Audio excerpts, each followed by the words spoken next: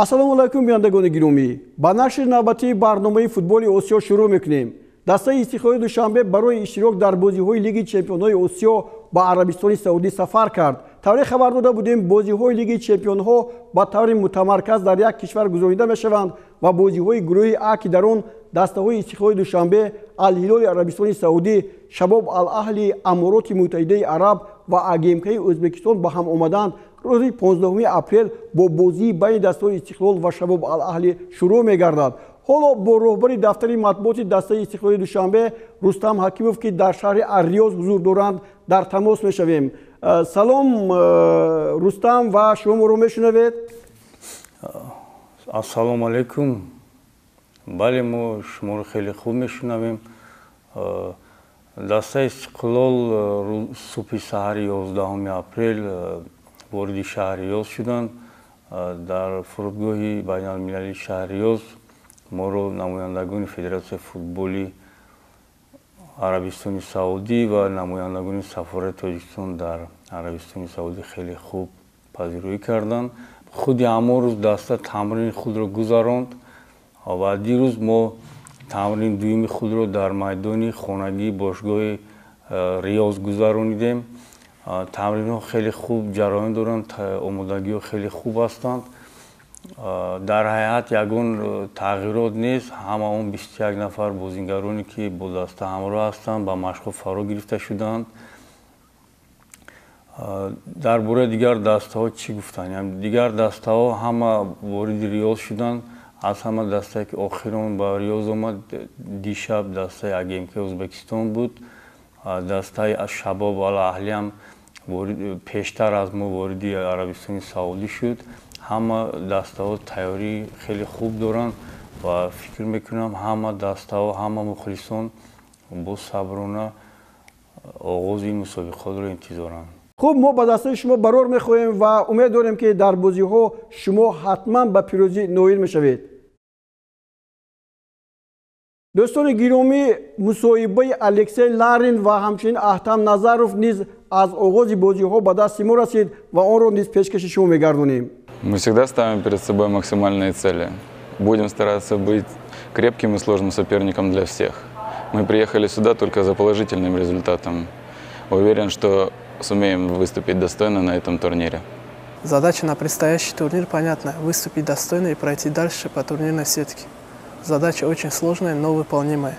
Не будем обращать внимание на имена и цвет футболок наших соперников. Мы приехали сюда побеждать и бороться со всеми. به همین ترتیب 15 اپریل دسته استقلال در اولین وخوری در مقابل دسته شباب الاهلی دبی در ورزشگاه بین المللی ملک فهد شهر الریاض وارد رقابت می شود. استقلالی ها بازی دومی خود را با AGMK ازبکستان روز 18 اپریل دایر می نمایند. دسته ها بین هم دو وخوری رفت و برگشت را برپا خواهند کرد. هفته گذشته با برگزار شدن بازی‌های پلی-آف لیگ چمپیون‌ها بعضی از گروه‌ها مکمل شدند. از جمله وخوری بین دسته‌های الغراف قطر و AGMK ازبکستان که دسته چهارم گروه A را معین می‌کرد معلوم شد. این وخوری در قطر برپا گردید و با غلبه فوتبالبازان ازبکستان جنبست شد. در این وخوری برای معین کردن غالب داوران دو قسم ایلوگی تعیین کردند. با وقتی فوتبالبازان AGMK در دقیقه 120 با یوون جوکیچ میسر شد که یگانه توپ را به نشان رساند. با همین AGMK با گروه A را خط گرفت. میگذاریم با چمپیونات مملکت که دور دومی آن جنبست گردید. نتیجه از همه غیر چشم داشت در وخوری بین دسته‌های کلوب مرکزی ورزش ارتش و اسخط خوجند به قید گرفته شد. اسخط که بار اول در موسم نو لیگ عالی در قطار دسته‌های بهترین مملکت بازی میکند نهراسیده با اولین غلبه خود در سفر نائل گردید. این بازی سرگل این دور بود. دسته اسخط شهر خوجند بعد آنکه در دور اول با دسته خطان مساوی بازی کرد 1-1 الکی از خود تأثیرات نیک باقی گذاشت و در وخوری با کلوب مرکزی ورزش ارتش محض اسخط میتوانست نشان دهد که به سبب این دسته مساوی نبازیده است با خطلان. و همین طرح هم در دقیقه 3 یکی از گل‌های تیزترین دور دوم چمپیونات مملکت از جانب شهزاد عبدالرحیموف با ثمر رسانیده شد. با یک جست زیبا او همه بازیگران دسته کلوب مرکزی ورزش ارتش را مات و محبود کرد و همین رقم 4 است شهزاد عبدالرحیموف که در برنامه گرد یک دسته هم با او صحبت داشتیم و او توانست نشان دهد که بازیگری غلطی است و بیهوده به دسته اسخط ناآمده است. از طرف دیگر بعد حساب 1-0 بازیگران کلوب فوتبال اسخط باز هجوم‌های دیگر رو هم تشکیل می‌کردند.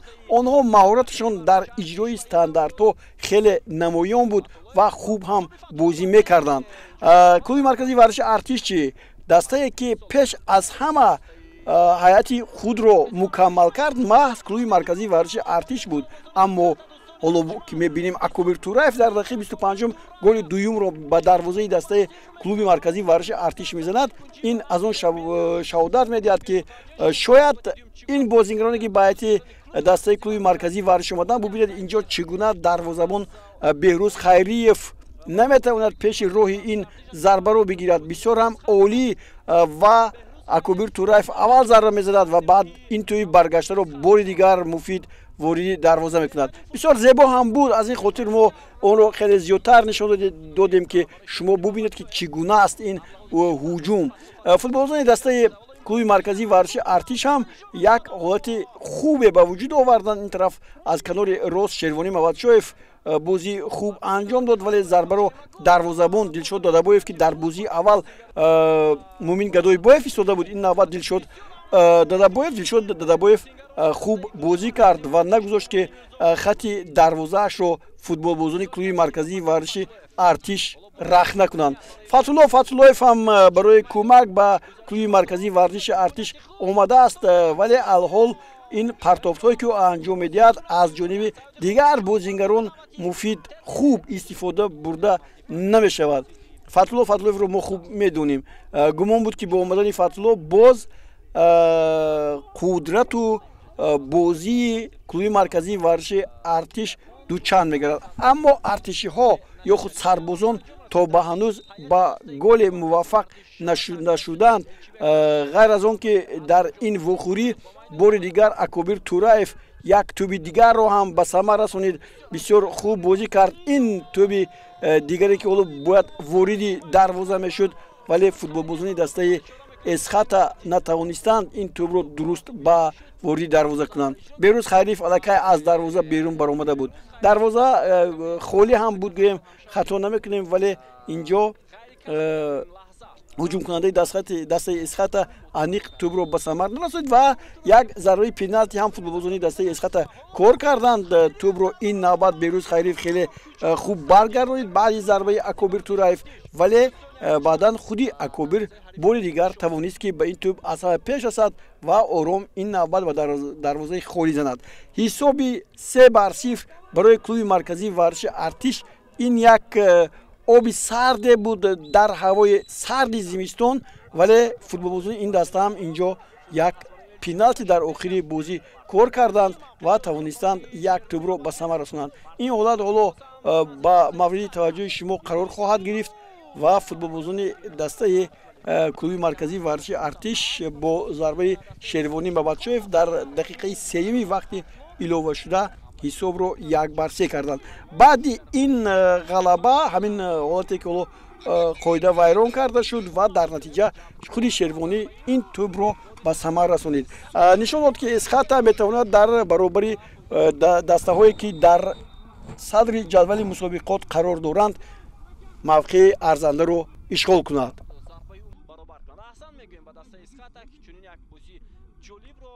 دیگر بازی که توجه مخلصان را بیشتر جلب کرده بود این وخوری بین دسته‌های کوکتوش و استرافشان میباشد. محمد جان حبیب‌اللهیف سرمربی دسته استرافشان که کوکتوش را هم در آغاز موسم مشق داده بود در مقابل استرافشان دیگر دسته را دید که آرزویش غلبه بود. تماشا میکنیم. در حقیقت با میدان اومدن دو دسته کوکتوش استرافشان برای دو دسته که مخلصان خیلی زیاد دارند هوسمندی های زیادی هم داشت. امید بود که امروز هم استرافشان میتواند برابری محمد جان حبیب‌اللهیف با غلبه دوم خود سزاوار گردد زیرا در بازی اول بر رفشان پیروزی به دست آورده بود با حساب 1-0. هجوم های پای در پای فوتبالبازان دسته استرافشان در قسم اول احساس گردید. بود فرصت هایی که باید با گل انجام یافت. وضعیت های استانداردی خیلی زیاد هم ба вуҷуд омаданд. Қирғизбоев ҳатто ба чанд хатогиҳои дағал ҳам роҳ дод, аммо футболбозони дастаи Коктош бо як ҳуҷуми қавии худ тавонистанд дар дақиқаи 33 ҳисобро боз кунанд. Азизбек Султонов имсол ин бозингар бо бозубанди капитанӣ ба майдон меояд ва футболбозони дастаи Коктошро ба сафи пеш мебарад.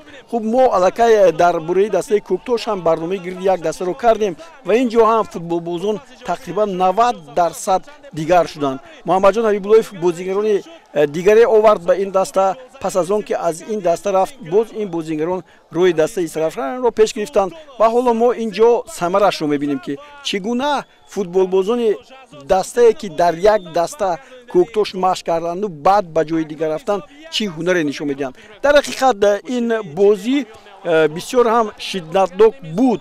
Футболбозони дастаи Коктош боз як ҳуҷуми дигарро ҳам ташкил карда метавонистанд ин ҷо голи дуюмро зананд. Тавре мебинем Шаҳзод Шамсиддинов дарвозабон хато кард, вале минбаъд футболбозони дастаи Коктош ин хатогиро истифода набурданд ва дар қисми дуюм нисбат ба қисми аввал беҳтар бозӣ карданд. ҳуҷумҳояшон бештар буд, хубтар бозӣ мекарданд, вале ба мақсад намерасиданд ва ин ҷо дар ба дори ин бозиҳо Амирҷон Сафаров ин ҷо баъзе ҳолатҳо ҳам ҳастанд, берун аз қоида бозӣ мекард ва як маротиба тӯбро беруни майдон овард ки он ба каме ҳам муташаннис шудани бозӣ дар ин майдон сабаб гардид, вале минбаъд ин корҳо бояд такрор нашаванд. ҳоло боз як ҳуҷуми дигар ва боз як зарбаи дигари Азизбек Султоновро мебинем ки дар қисми дуввум он шуруъ шуд, вале ба муваффақият ноил нашуд. дар натиҷа футболбозони дастаи Сарафшан ба аввалин бохти худ дар чемпионат рӯбарӯ шуданд. Шорух Қирғизбоевро дидем ки бисёр як ҳолати ниҳоят хатарнокро аз назди дарвозаи дастаи Коктош дур кард ва футболбозони дастаи Сарафшан ҳамин тӯбе ки ҳоло бубиед дар назди майдон давр мезаду бе унвон аз як бозингар ба бозингари дигар мерафт, дур кард ва нагузошт ки он вориди тӯри дарвоза гардад. хуб, дақиқаҳои охири вохӯрӣ ҳам бо ҳуҷумҳои тарафай сурат гирифт, вале се имтиёзро футболбозони дастаи Коктош ба сабади холҳояшон гузоштанд. Азбас ки бозии аввали ин даста бо Истиқлол сурат мегирифт ва Истиқлол ба Арабистони Саудӣ рафт, бозии онҳо мавқиф гузошта шудааст ва баъди аввалин бозиаш Коктош се имтиёзи бисёр ҳам гуфтам ки гаронро ба худ ихтисос дод. чун дар бораи хатокории Амирҷон Сафаров гуфтем, дар ин ҷое ки ҳоло довари вохӯрӣ Амирҷон Хоркашев пеналти таъин кард, аз нуқтаи дигар ки вақте дидем инҷо пеналти набуд, вале довар чун пеналтиро дар нуқта гузошт ва Муҳсинҷон Абдуғаффоров онро ба самар расонида натавонист, агар не боз як гуфтам мумкин як низои дигари боз ҳам бештар шуданаш мумкин буд. Ба ҳар навъ футболбозони дастаи Коктош бо се имтиёз даври аввал, яъне бозии аввали худро ҷамъбаст карданд. баъди ин бохт Муҳаммадҷон Ҳабибуллоев аз бозигарони беҳтарини худ норозӣ буд ва гуфт: умуман бозигароне ки мо ба боварӣ дорем ва умуман лидерои даста мебошанд Илҳом Баротов, Бахтиёр Қаландаров, Саймухтор Азимов, ай бозӣ умуман розӣ нестам. Бозигаре ки ҳамчун лидер ҳисоб мехӯрад, бояд бо бозии худ бояд ишон медод ва имрӯз бозигароне ки ман номбар кардам, албатта ӯ нақшҳое ки буд ҳамаи нақшаҳоро барбод доданд. Хуҷанди Хуҷанд ба ҳайси пешсаф ба варзишгоҳи пахтакори шаҳри Бухтар ба дидори дастаи Хатлон омад. Ҳарчанд ин вохӯрӣ бозии марказии даври дуввум ба ҳисоб мерафт, яктарф натиҷаи мусовиро пешгӯӣ карда мумкин буд. Ду дастае ки ҳамдигарро хуб медонанду омӯхтанд, бо ҷилавгирӣ аз хатоҳо холҳоро баробар тақсим карданд. дар ҳақиқат дастаҳои Хатлон ва Хуҷанд якдигарро хуб медонанд ва бозиҳои зиёде анҷом доданд. аммо дар ин вохӯрие ки байни дастаҳои Хатлон ва Хуҷанд гузашт, футболбозони дастаи Хуҷанд каме ҳам беҳтар буданд ва зарбаҳои зиёд мезаданд ва дар хати ҳуҷум ҳам бештар буданд, вале ба соҳибони майдон муваффақ шуд ки дар дақиқаи 13-ум ҳисобро боз кунанд. Бисёр як ҳолати ногувор дар назди дарвозаи дастаи Хуҷанд Алексей Матросов ин ҳолатро аз назари худ дур монд ва ҳуҷуми барқвори футболбозони дастаи Хатлон бо гол анҷом ёфт. Бубинед аз ин масофаи наздик дар ҳақиқат душвор буд ки пешрӯи ин зарбаро бигирад ва дар дақиқаи 13-ум Нуриддин Ҳамроқулов тӯби аввалинро ба самар расонид ва баъдан футболбозони дастаи Хуҷанд ҳам чандин зарбаҳои стандартиро хуб иҷро карданд. Дар ҳайти дастаи Хуҷанд бозигарони зиёде ҳастанд ки метавонанд дар иҷрои зарбаҳои стандартӣ ҳам тона дошта бошанд. Инҷо ҳам бубинед як зарбаи хеле олӣ буд аз масофаи дур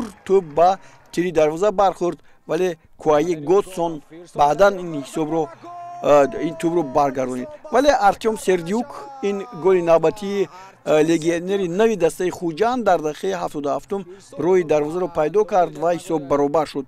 Мутаассифона чун солҳои гузашта дар бозии дастаҳои лигаи олӣ хатокориҳои зиёде ба чашм мерасад ва инро пай бурда мумкин аст. Масалан дар ин бозӣ якбора 5 нафар бозингарон Равшанҷон Азизов, Куае Готсон, Умедҷон Шарифов аз дастаи Хатлон, Эҳсон Бобоев, Дилшод Бозоров аз Хуҷанд кортҳои зард гирифтанд. Инчунин дар натиҷаи бо баҳс кардан бо доварон Мансур Ҳакимов ҳам аз курсии эҳтиётии дастаҳо ронда шуд ва ин бозӣ ҳам бо ҳисоби 1-1 ба поён расид. Ниҳоят мерасем ба бозии Равшани Кӯлоб ки бо сабаби омода набудани варзишгоҳи худ бозиашро дар варзишгоҳи марказии шаҳри Ҳисор бо дастаи Файзканд барпо кард. Бохти аввал аз дастаи Исаравшан шогирдони Ғайраталӣ Мираҳмадовро водор мекард ки дар ин бозӣ ғалаба карда мухлисонашонро ором кунанд, зеро Равшан дар бозиҳои ҷоми Конфедератсияи футболи Осиё ҳунарнамоӣ мекунад ва мухлисон аз ин даста беҳтарин бозиро интизоранд. Аммо Файзканд нишон дод ки ба ягон даста имтиёзро ба осонӣ намедиҳад. Дастаи Равшани шаҳри Кӯлоб ки тавре гуфтем дар ҷоми Конфедератсияи футболи Осиё имсол бозӣ мекунад, бо дастаи Файзканд дар варзишгоҳи марказии шаҳри Ҳисор қувваоз буд ва ба ҳайси мизбони ин вохӯрӣ ба ин бозӣ омад, вале футболбозони дастаи Файзканд дар баробари Равшан бозии хуб ҳам нишон доданд. Ҳарчанд ин вохӯрӣ бо натиҷаи 0-0 ба поён расид, лаҳзаҳои голзанӣ барои ҳарду даста хеле фаровон буданд. Аз ҷумла ҳоло бубинед ҳуҷуми футболбозони дастаи Файзкандро ки чӣ гуна онҳо моҳирона ба пеш мераванд ва маҳз маҳорати фардии Рустам Ризоев дарвозабони дастаи Равшан онҳоро аз гол эмин нигоҳ медорад. бори дигар ҳуҷуми дастаи Файзканд ва Файзканд баробари Тоҳир Муминов дар ҳақиқат бозии хеле ҷолиб нишон медиҳад. Клуби марказии варзиши Артишро бо ҳисоби 1-0 дар даври аввал шикаст дода буд ва ин навбат ҳам каме ҳам ба онҳо бахташон баландӣ накард ки тӯбро ворди дарвозаи дастаи Равшан кунанд. Инҷо як қоида вайронкунӣ дар вақти ҳуҷуми футболбозони дастаи Равшан ба вуҷуд омад ва Доробҷон Эргашев дар дақиқаи 57-ум қоидаро вайрон кард ки ҳоло мебинед бо даст аз пироҳани ҳамлагари дастаи Равшан дошта буд ва инро дар ҳақиқат довари вохӯрӣ Саёҷон Зайдинов хуб эҳсос кард ва аз майдон ронд. Доробҷон Эргашев аллакай дар дақиқаи 57-ум аз майдон рафт ва футболбозони дастаи Равшан имкон доштанд ки ин як нафари камро истифода баранд. ҳуҷумҳояшон хеле тезу босуръат буд, вале ба гол задан имконият намеёфтанд. Яъне шакли дурусти ривоҷ додани ҳуҷумро онҳо аз даст дода буданд. Аз тарафи дигар Азимҷон Қараев дарвозабони дастаи Файзканд ҳам дар ин ҳол бисёр ҳам хуб бозӣ кард ва имкониятҳои 100% голзании футболбозони дастаи Равшанро барбод дод. ба ин нигоҳ накарда бозӣ бо ҳисоби 0-0 ба поён расид. бармегардем ба бозиҳои плей-оффи Лигаи Чемпионҳои Осиё. Фӯлоди Хузистони Эрон барои рохат ба бозиҳои гурӯҳии Лигаи Чемпионҳои Осиё дар шаҳри Ар-Риёзи Арабистони Саудӣ бо дастаи Ал-Айни Амороти Муттаҳидаи Араб қувва санҷид. бори аввал баъди солҳои тӯлонӣ дастаҳои Эрон ки берун аз Арабистони Саудӣ бозиҳои худро баргузор мекарданд ба ин кишвар омаданд ва пайки шодӣ чашиданд. Фӯлод дастаи Ал-Айнро голборон кард. дастаи фулоди хузистони Эрон яке аз дастаҳои хуби Эрон ҳам ҳаст, аммо ҳанӯз баробари ҷаводи накуном ки ҳоло ба мо нишон доданд дар зинаи ҳафтуми ҷадвали мусобиқоти премер-лигаи Эрон қарор дорад. Дар вохӯрӣ барои ноил шудан ба як рохат ба бозиҳои гурӯҳӣ маҳз Фулод Ал-Айнро бисёр ҳам дар ҳолати ногувор гузошт.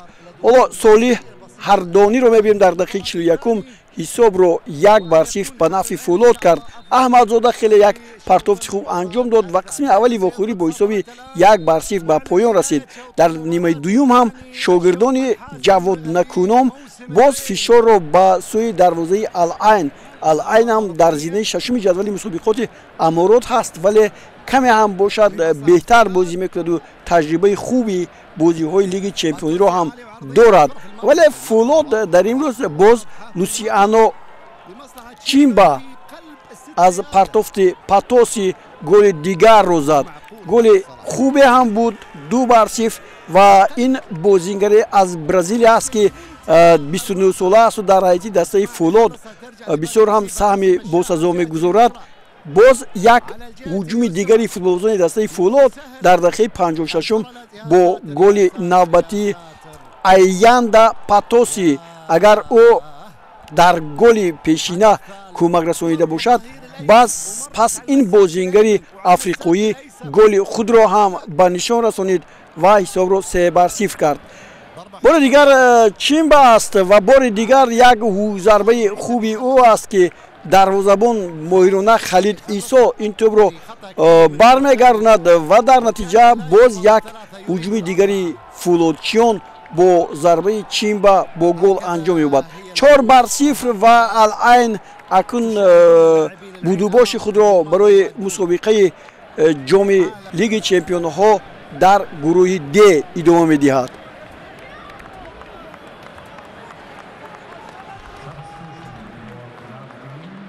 أهداف مقابل باسم العين.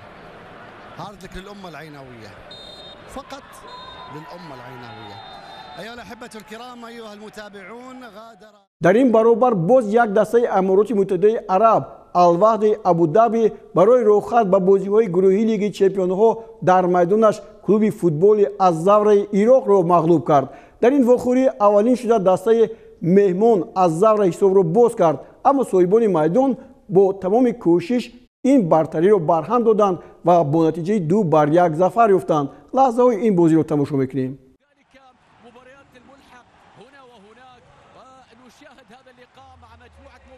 در مدار این بازی ها تقریبا به شما الکی گفتم الوحده ابودابی توانست که در این وخوری با پیروزی نایل شود، ولی دسته الزاوره عراق سراول بازی خوب نشان داد و در دقیقه آخرین قسمی اولی وخوری علا عبدالزهرا از پس خوبی علی توبروز با دروازه صاحبان میدان زد و با حساب 1-0 الزاوره به صفی پیش برآمد. درجه فوتبال این کشورها تقریبا برابر است. الزاوره از نگاه آن که مثلا در جام کنفدراسیون فوتبال آسیا بازی میکرد خود را نشان میداد، ولی در نیمه دوم وخوری فوتبالبازان الوحده به خود آمدند و همین طور توانستند که در دقیقه 62 از ضربه عمر خریبین حساب را برابر کنند. جمعه او را خیلی خوب دریافت و دروازه‌بان در اینجا بغیر از توپ را از دروازه گرفتن چیکار دیگری هم از دستش نمی اومد. جلال حسن حکیم فوتبالبازان صاحبان میدان باز یک هجوم اعلانه تشکیل کردند و در دقیقه 77 توپ دوم را به ثمر رساندند. خلیل ابراهیم بود که از ضربه خیلی دور، از مسافه دور باز یک ضربه توپوار و قویش توپ رو وارد دروازه کرد. اینجا حالا ببینید اینجا این ماتاوش بود که توپ رو به قفا پرتافت. دوستان گرامی، برنامه فوتبال آسیا آزمون پیشگویی از شما تحفه از ما رو ادامه می‌دهد. شما با اشتراک در این آزمون می‌توانید صاحب جایزه ها گردید. شکل گذراندن آزمون هم تغییر نیافته است. هر نفری که شماره زیادی نتیجه ها رو درست پیشگویی می‌کند صاحب جای اول و توپ فوتبال می‌گردد. این نوبت برای جای دوم هم تحفه پیش بینی شده است و شما می‌توانید لباس فوتبالی دسته‌های مشهور را مفت با اشتراک آن در این آزمون به دست آورید. نتیجه بازی‌های زیر را پیشگویی کنید.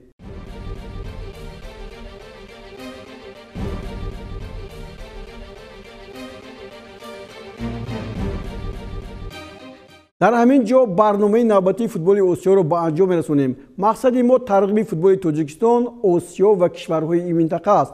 هرچند دشواری‌ها برای دسترسی موادها جای دارند، اما ما کوشش می‌کنیم که با شما از نوگیری فوتبال آسیا حرف زدیم. باقی سربلندی و پیروزی شما آرزوی ماست. خود را احتیاط کنید. خیر.